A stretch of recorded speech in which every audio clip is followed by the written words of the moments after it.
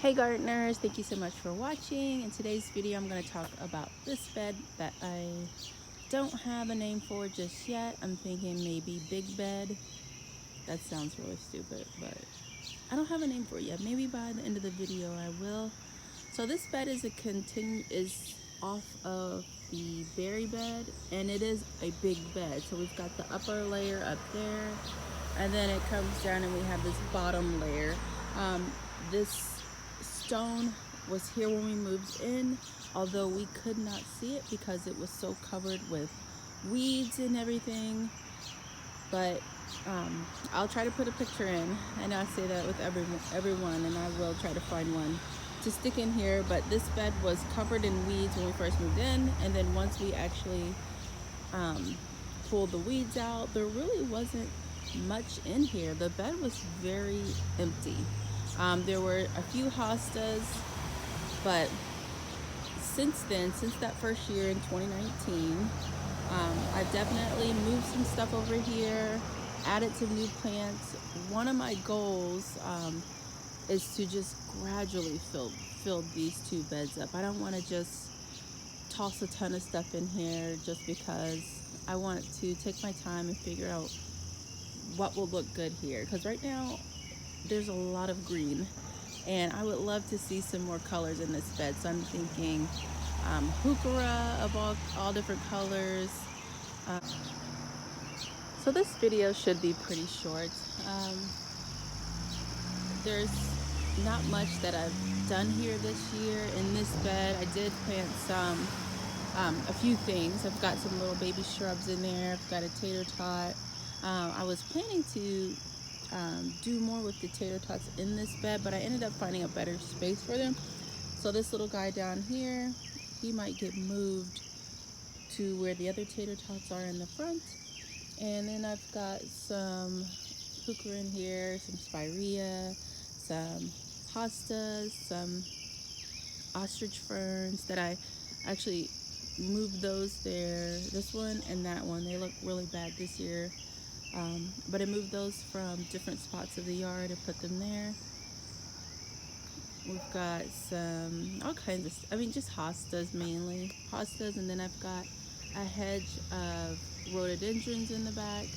I was hoping to have them grow and, provide some privacy with this back hedge here. It's taken them quite a while. Yeah. There's a lot of rhododendrons in this area, and they're very mature. They're huge, and I love seeing how big they get. But yeah, I know it's going to take a while, so I don't know what's going to happen with I'll keep them there, but privacy wise with the privet, I don't know what's going to happen with this privet in the upcoming year.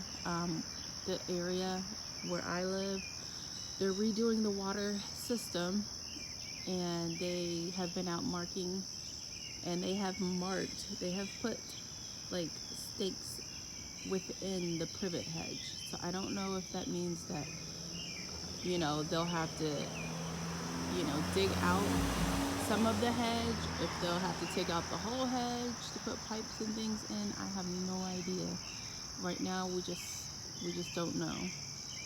All I know is that there's a pole marking a spot up that way, and this hedge is about, I want to say, I did measure it, I think it's about 80 feet long. So it goes from there, the end of our property, all the way down here to our other driveway space. So it's pretty long. So if we lost this would be just, it would be devastating, because then there would be no privacy. There'd be no privacy for this back garden, and then there'd be no privacy for the side of the house there. I don't know.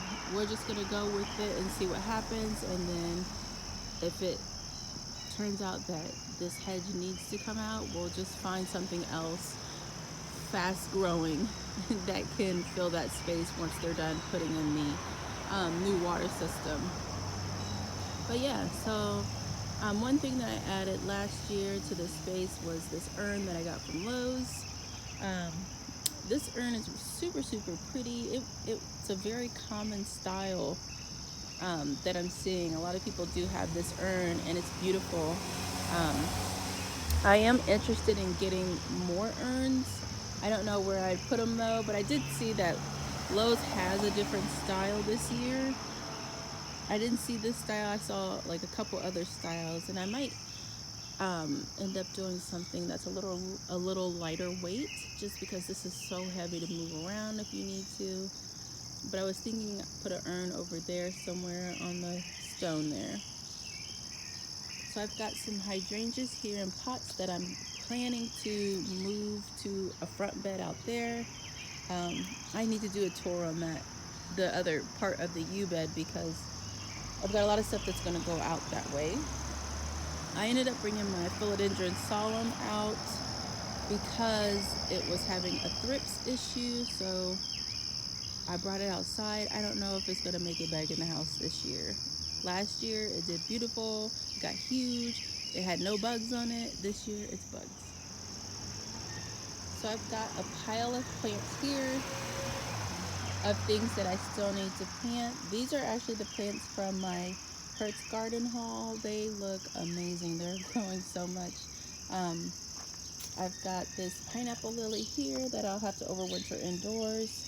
I got two, I think those are cat's pajamas. I've got some avocado, well yes, here's my avocado tree that I started from seed last year. And then I have two plumeria plants that I started from seed last year as well. My amaryllis are up there on that hill. I'm getting ready to bring those inside probably late August. I'll bring them in and stick them deep into the basement where it's dark. I've got some lemongrass in that pot, and I really love it in that pot. It looks really cool. Got my patio peach tree, which is looking so cute. Super cute. So this, I'll just keep this little space with the big bed. Gosh, I really love this bed. It just needs more color to me. So I am really considering some more colorful heuchera and some brunnera. I think that will add some pop in there too. But yeah, so over here, this is like a little, I don't know what you would call this. It's like a little plant bay area. So we've got some really big mature hostas in here that look fabulous. This year, this is the best year that they've looked, even with like all the not drought, but like lack of rain we've had, and then extreme heat. So this one kind of looks a little, it has a couple of yellowing leaves. There has been something chewing on all of these guys. And let's see, we've got some phlox here, and this phlox, I actually got that out of a, like where you go to the store and you find the plants in a bag. So you get like one root in a bag of sawdust. This was one of those plants, and it's doing fabulous. Last year it only gave me one bloom. This year it's given me several blooms, like tons of blooms. So I'm really happy about that. That was a good purchase. Sometimes those plants in the bag, or you know, plants in a box, those kind of things don't always turn out right. So I also have some firelight tidbits here. This is actually, let me see how many. One, there's three in this space. These two are blooming, the other one isn't. I think it's getting crowded out by the hosta. And I've actually cut a few of the hosta leaves back just to give more sun to that one. I think once it gets a little bit bigger, it'll be fine. But if it struggles in that area, I'll just move it. You've got my bushel basket there with sunflowers. These bushel baskets, they're gorgeous. I love them, and I love the idea of having plants in them, but they just aren't doing great. The plants, I don't know if it's the basket or if it's the plants, but they're just not, they just don't look the way I expected them to look, I suppose. And then you can also see my ground cherries. They filled in so crazily. Like, I didn't know if they were even going to survive from seedling, and they've just taken over this mini bed there and have spilled all onto here. So I'm sure come next year I'll have little ground cherries popping up all over the place because we haven't been picking them that much, and it's just such a big ginormous bush. Like, it's big. Like, everything is over here is just growing into each other. So yeah, it's crazy. All right, guys, that is about it. I really love this space. It's gonna gradually change over the years. Obviously, everyone's garden does, but I just love having this space to play around with, to play with color, play with texture, and play with leaf shape. Like, I love it. And I'm really looking forward to seeing those rhododendrons up there bloom again because they were so gorgeous. All right, you guys, thank you so much for watching. I'll see you in the next video.